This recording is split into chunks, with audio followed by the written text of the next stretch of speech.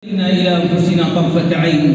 اللهم فرج هم المهمومين من المسلمين ونفس كرب المكروبين واقض الدين عن المدينين واشف مرضانا ومرضى المسلمين. اللهم أصلح أحوال المسلمين في كل مكان برحمتك وفضلك وجودك وكرمك ومنتك يا أرحم الراحمين.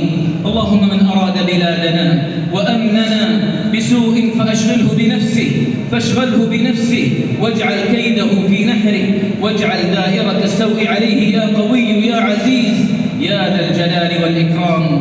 اللهم وفق ولي أمرنا خادم الحرمين الشريفين لما تحب وترضى وخذ بناصيته للبر والتقوى. اللهم وفقه وولي عهده وأعوانهم لما فيه صلاح العباد والبلاد. اللهم جازهم بالخيرات على خدمة الإسلام والمسلمين في كل مكان برحمتك يا منان يا ذا الجلال والإكرام.